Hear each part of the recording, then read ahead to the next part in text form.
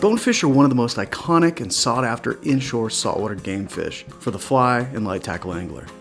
It's common to see folks carrying bonefish rods in airport terminals in tropical locations worldwide.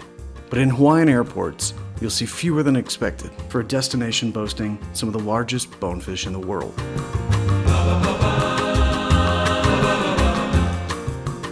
Many of the fishing areas in Hawaii are referred to as pancake flats. They're relatively small sand flats with coral rims.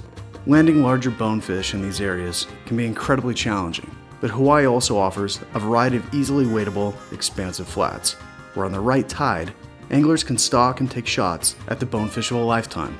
Despite relatively low fishing pressure, as Hawaii on the Fly guide Mike Hennessy explains, these fish are all but easy. I would doubt you can see more fish over 8-pound tailing than anywhere else in the world. I haven't fished everywhere.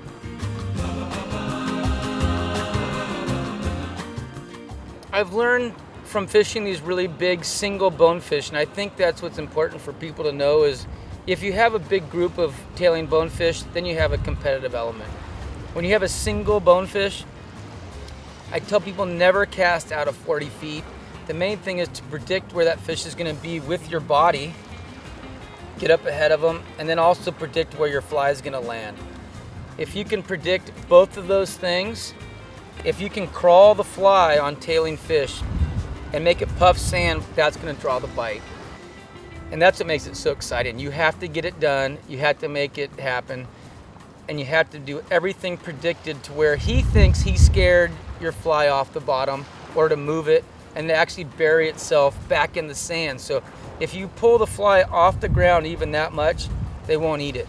I tell you what, if you learn to catch these big fish, you can catch them anywhere in the world. It is the varsity fishery of bonefish. And if you do anything wrong, they give you the middle flipper and they go away. And you learn something and you just get better and better as you fail.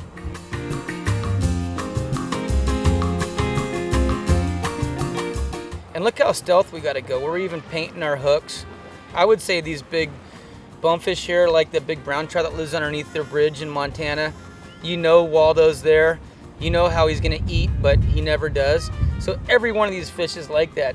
So when you get a perfect setup, slide strip, you move it once, you wiggle it, you stop, and you get in his head and he accelerates over, tails on your fly, and he sucks it up, and you slow pull, and it'll go, poof, and you watch the fly roll back out of his mouth, and it's devastating because you work so hard. You can stalk these fish for 20 minutes. Hawaii's bone fishing may not be as famous as its legendary surf breaks or world-class beaches, but that makes the destination all more desirable for those looking to mix fishing with a host of other outdoor activities. Yeah, the Hawaiian lifestyle is pretty fun. The whole bone fishing thing came pretty much as a bonus. I've been here since I was a little kid. We actually used to catch bonefish on strips of hot dogs in the good old days with my dad out on the sandbar. And then we realized we could get them on fly.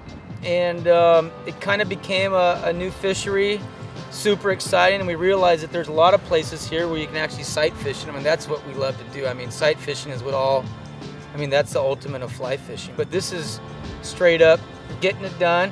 And the neat thing is you get done fly fishing, you can go, my daughter just actually won the state championships in surfing just about 30 minutes ago. So we have the surfing lifestyle, and then we'll come out here and catch some tailors. So we're pretty lucky.